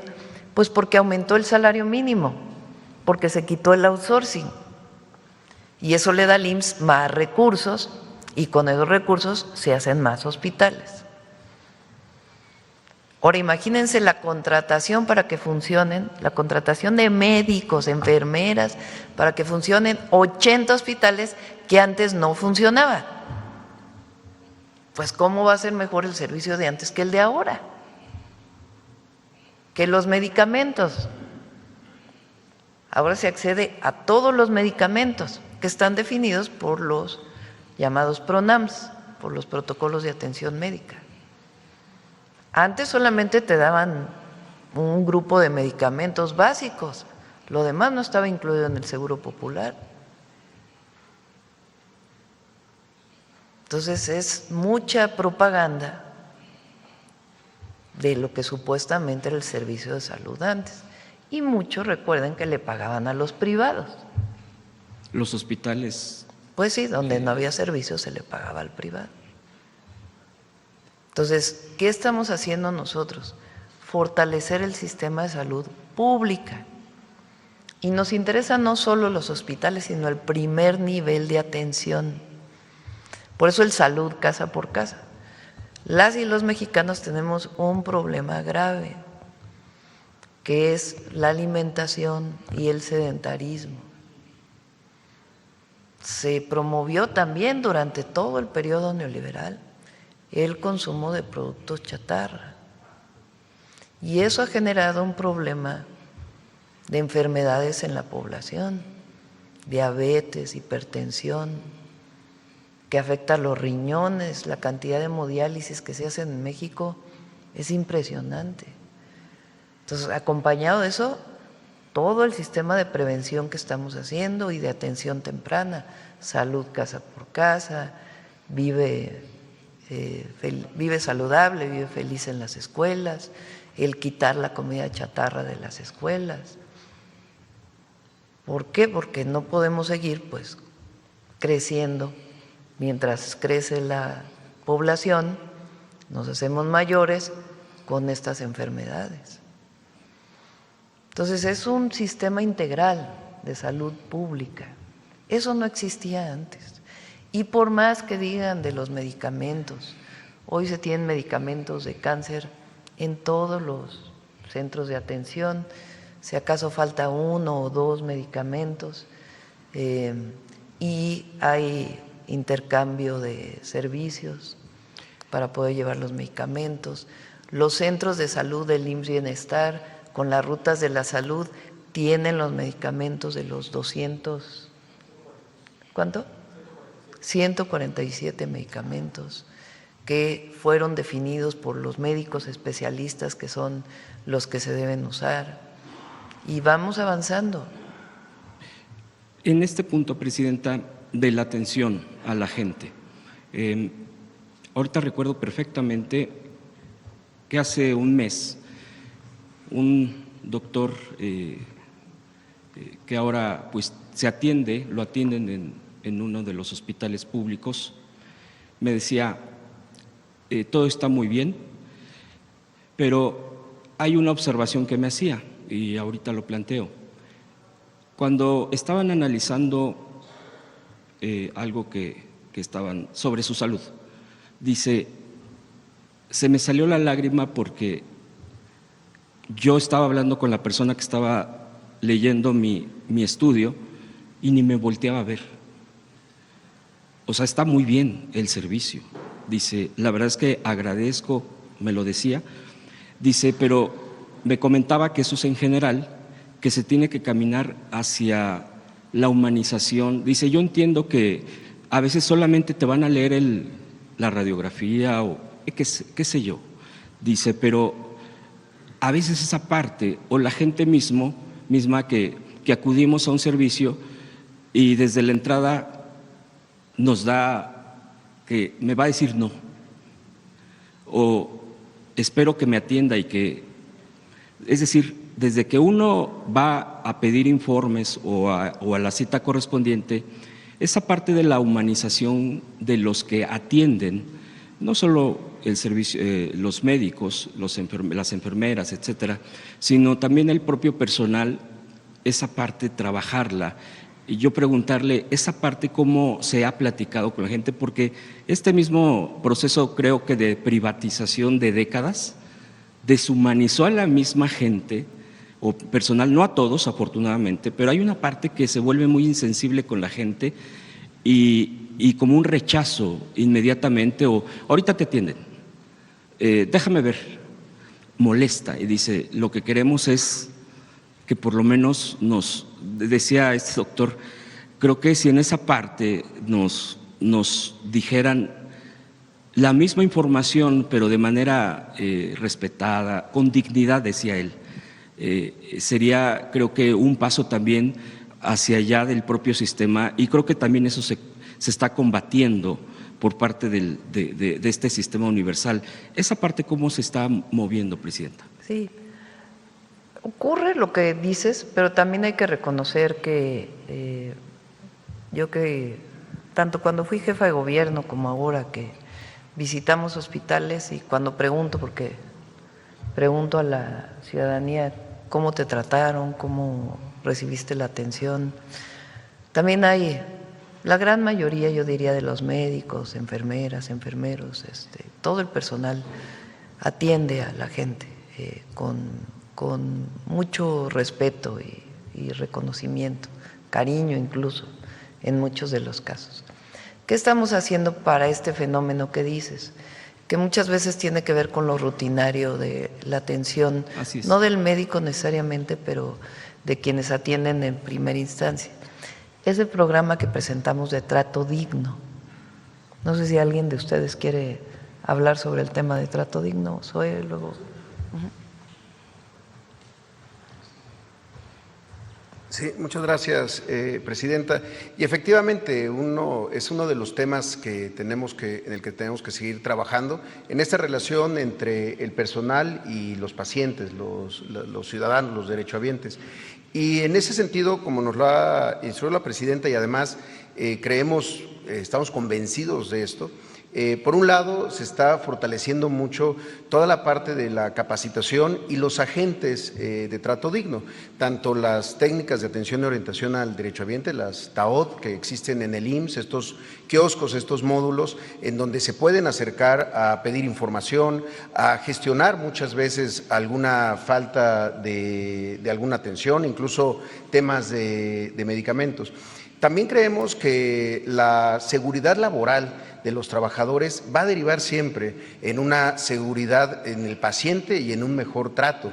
Las basificaciones, los incrementos salariales, o sea, todo lo que se dejó de hacer durante tantos años para dignificar también el trabajo de las personas, está de verdad además muy estudiado cómo va a mejorar siempre la calidad de la atención. Una persona que lleva años con un contrato eventual, sin seguridad social en algunos casos en otras instituciones y demás, pues siempre genera una tensión. Entonces hay que ver de los dos lados. Ahora, en particular el tema que se comenta es muy interesante y si nos lo permite podríamos presentarlo en algún momento.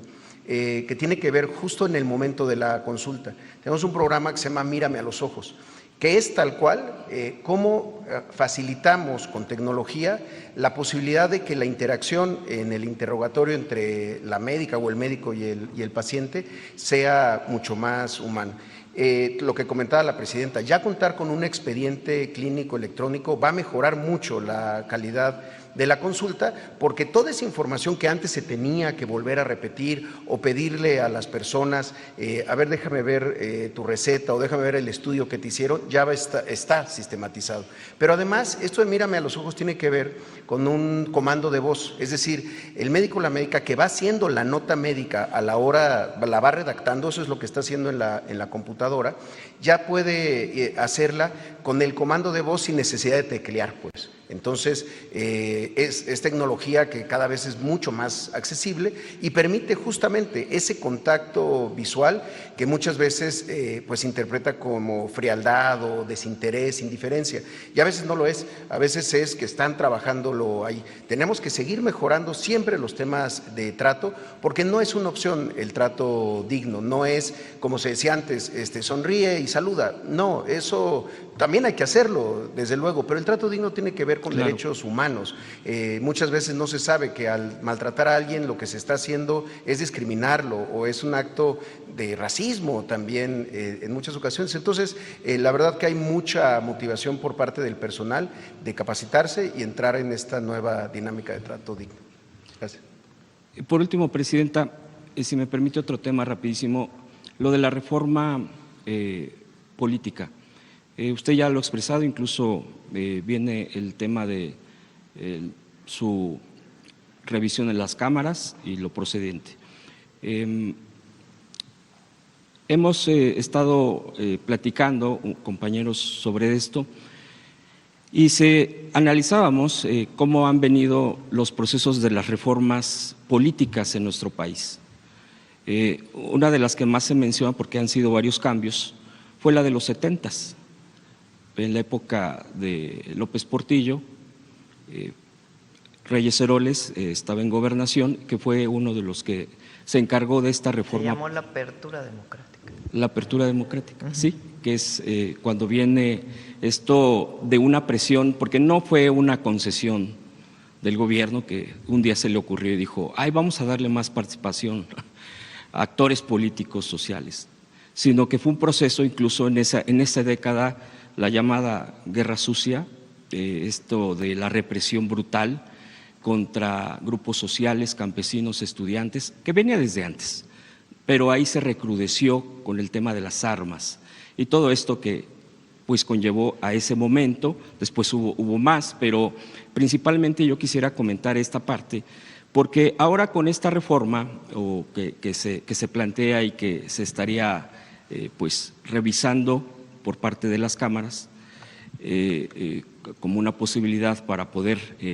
ampliar derechos al pueblo y acotar, así lo denominábamos, este cerco de cúpulas, muchas veces en los partidos en general, que definen quién va, quién no va, etcétera.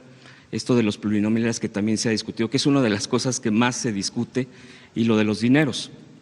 Preguntar por qué no se pudiera estar en una mañanera haciendo una revisión de cuál es la lógica de estas reformas políticas, de esta en particular, cómo ha sido la parte de estos procesos, que fue precisamente por esas presiones sociales y que no tenían un signo, lo digo con todo respeto a quien se tenga esa simpatía con la derecha, sino completamente opuesto, con movimientos de izquierda y movimientos campesinos, estudiantiles, sociales, etcétera.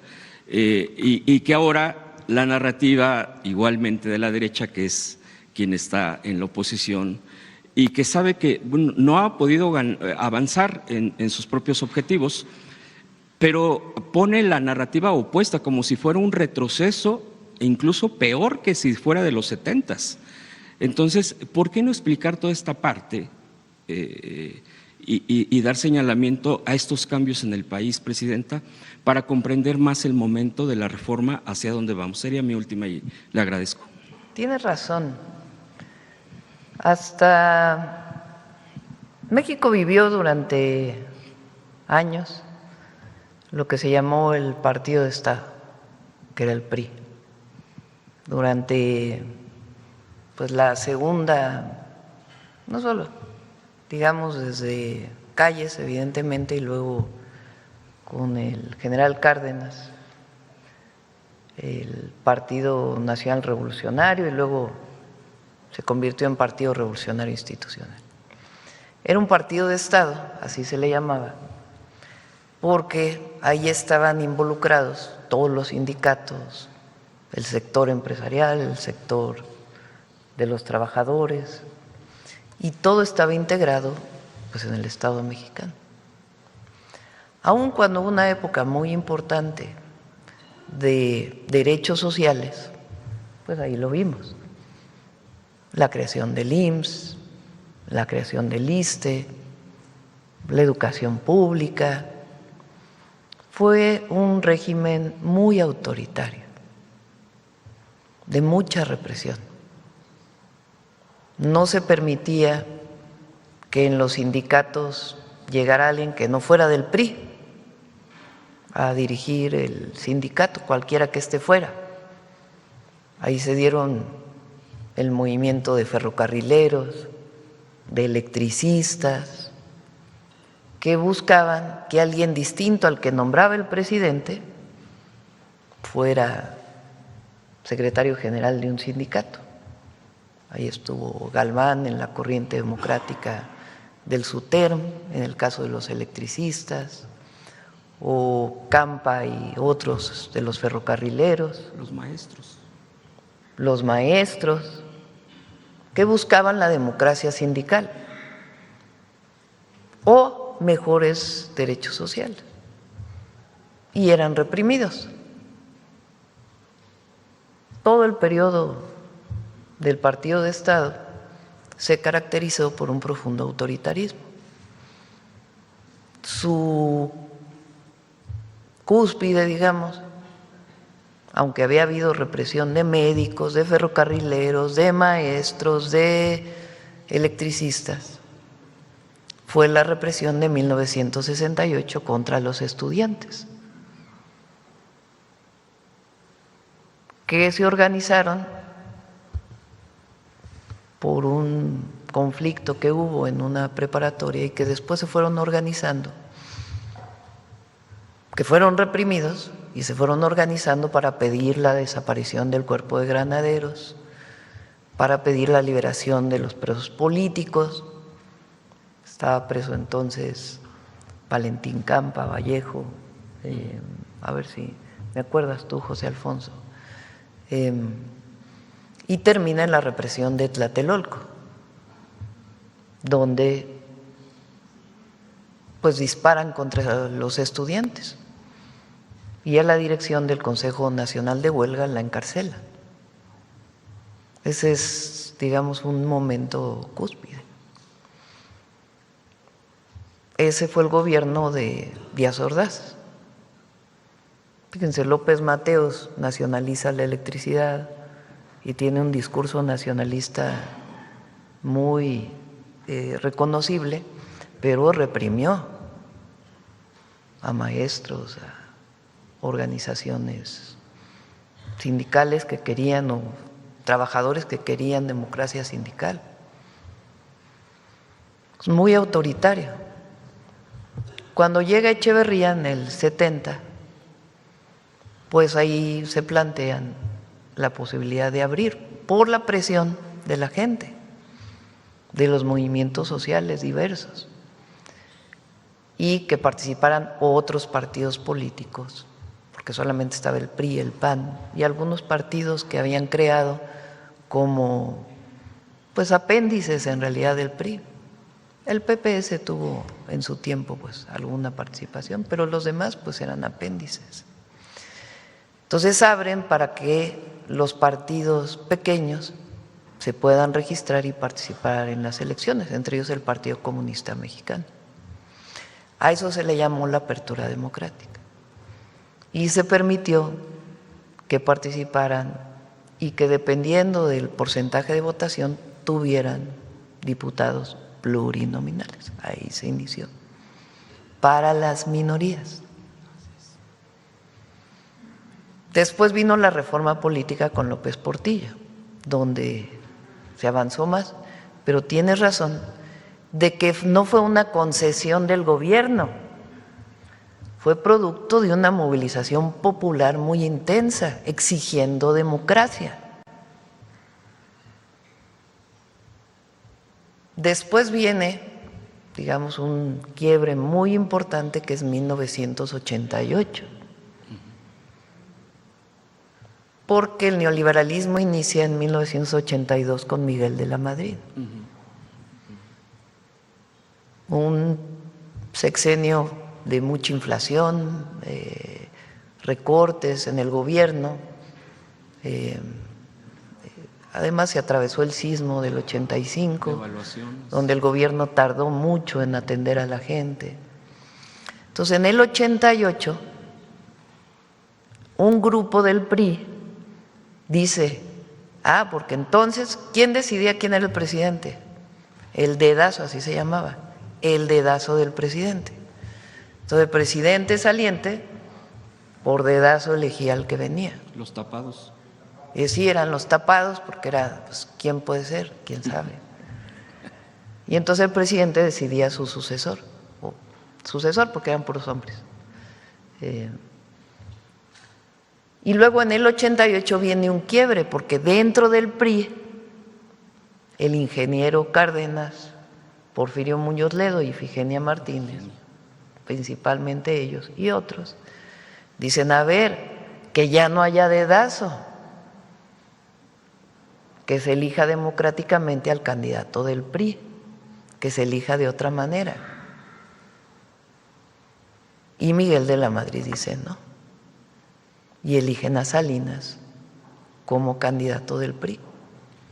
Y ese grupo de la corriente democrática del PRI se sale del PRI y postulan al ingeniero Cárdenas muchos de los partidos pequeñitos que en su momento habían sido pues un apéndice del PRI, pero que deciden postular al ingeniero Cárdenas. Y también lo que entonces era el Partido Socialista Mexicano, ¿sí? O el PSUM, ya no me acuerdo, y el PMT, el Partido Mexicano de los Trabajadores, que digamos eran los dos partidos más a la izquierda. Y Cuauhtémoc Cárdenas gana esa elección, la del 88, porque la gente ve en el ingeniero Cárdenas pues una esperanza de que no siguiera el mismo régimen que había iniciado con el neoliberalismo y que se democratizara el país. Ese es un antecedente de nuestro movimiento. Bueno, todos esos movimientos sociales.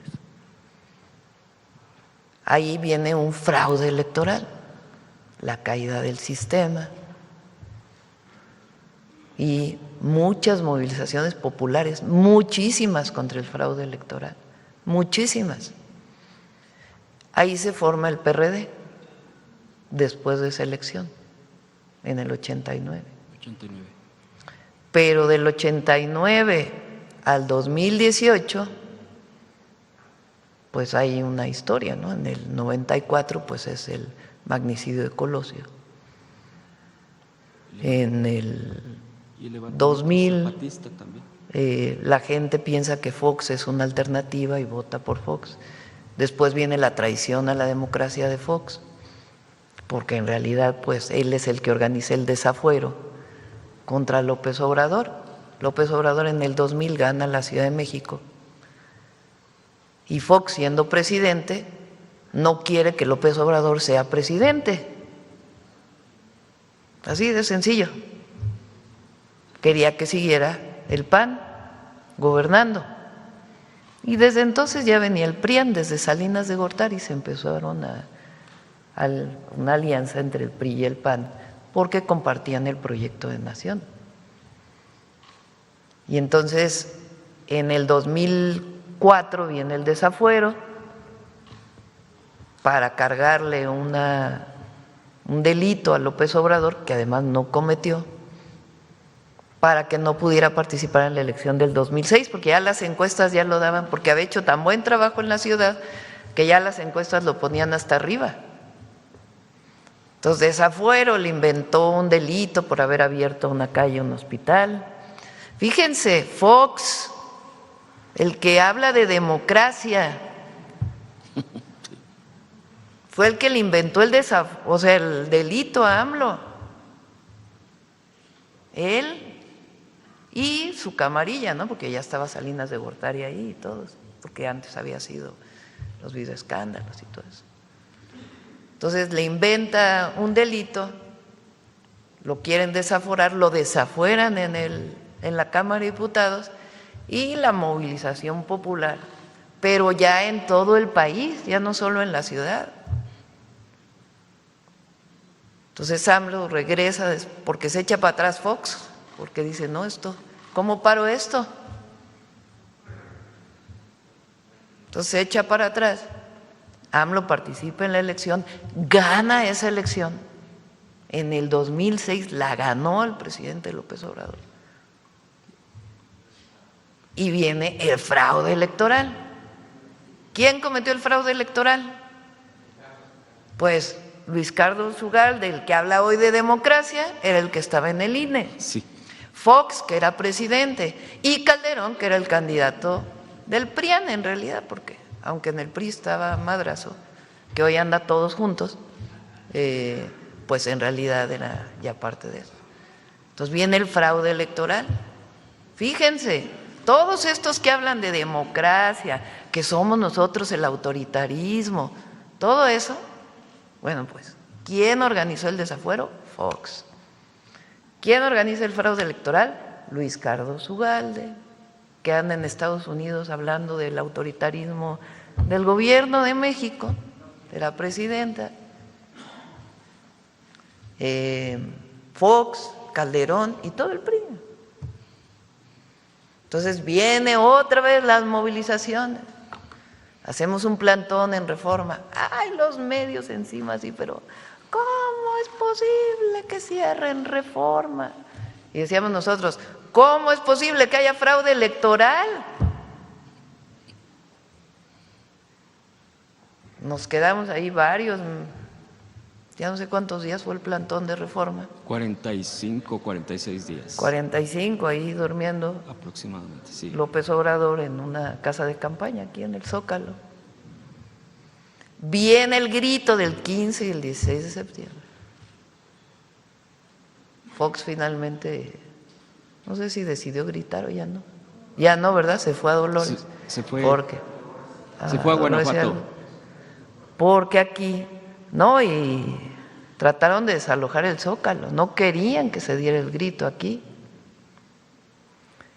Entonces da el grito Alejandro Encinas, que era entonces el jefe de gobierno sustituto, bueno, jefe de gobierno formal, que quedó, o sea, López Obrador llega al 2005 y después eligen a Alejandro Encinas un año. Y estábamos todos aquí en el Zócalo para el grito de independencia, que lo da Alejandro Encinas.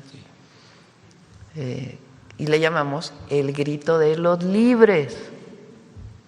Esa campana está ahí en el Palacio de Gobierno, la pusimos ahí, porque en Mancera la había quitado, quién sabe dónde andaba, y la regresamos.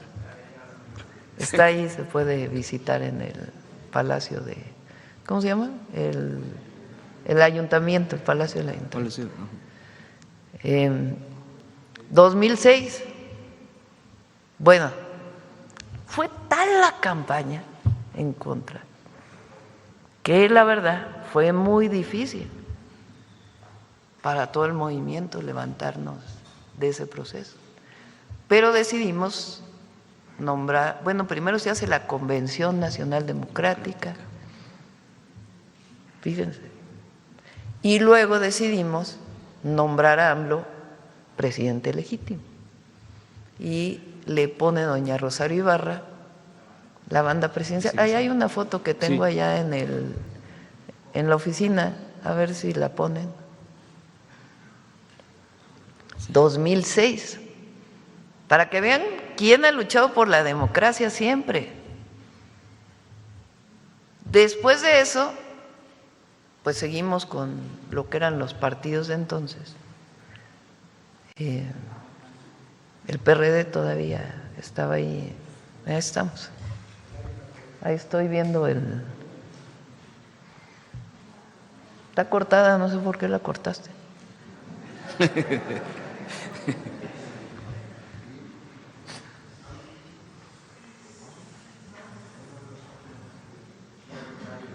Lleno el Zócalo, llenísimo. 20 de noviembre. Y de ahí AMLO decide, se forma el gobierno legítimo. Entonces yo, en enero yo del 2007 regresé a la universidad a trabajar, pero seguí participando en el movimiento. Era secretaria del Patrimonio Nacional del gobierno legítimo. Y fueron 6 años de seguir luchando. Ahí está, mira. Bueno, había más compañeros, no sé por qué los quitaron de la foto.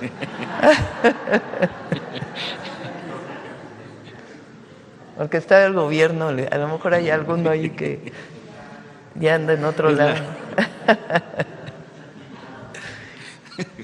Bueno, entonces nos fuimos de nuevo a tocar casa por casa. Y fue cuando él empieza a recorrer todo el país, todos los municipios del país. Todos. Y nosotros tocando casa por casa. Fíjense, yo trabajaba en la universidad y los fines de semana me tocó Querétaro y San Luis Potosí, esos 2 estados. Íbamos a credencializar para el gobierno legítimo, luchando por la democracia, por las libertades, por la justicia social.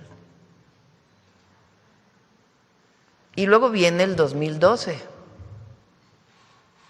La elección del 2012.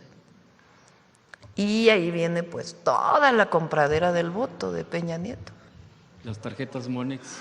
Las tarjetas Monex, Soria. La estafa maestra. En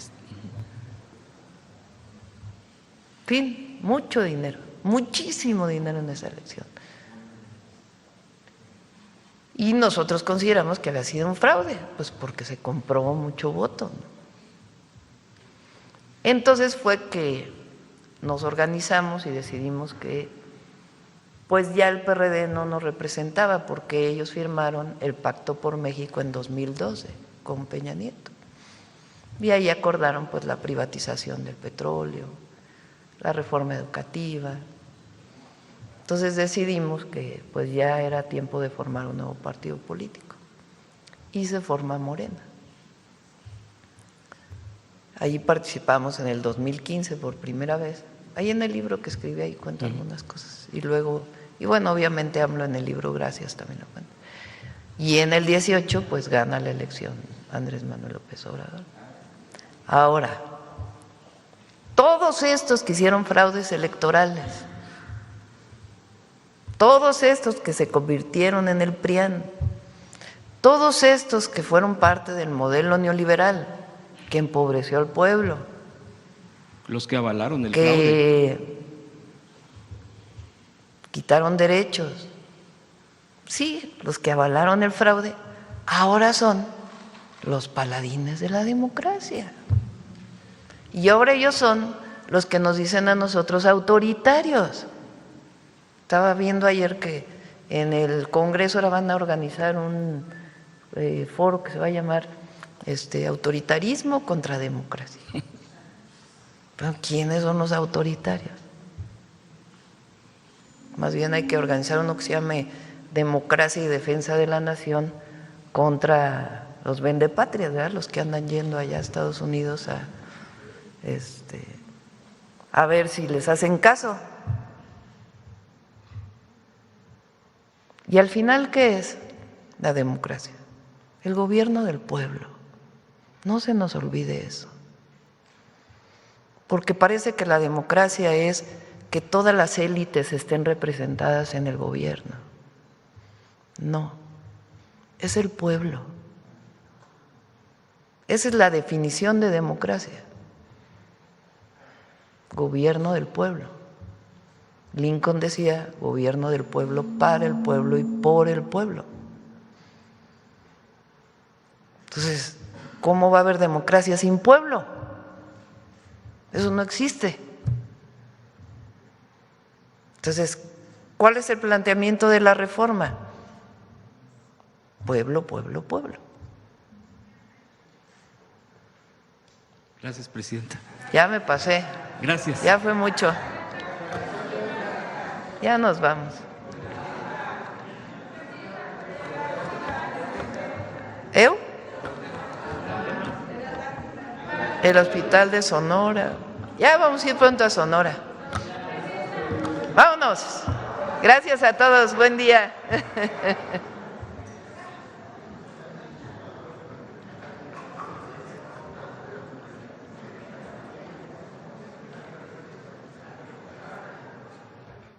Gobierno de México.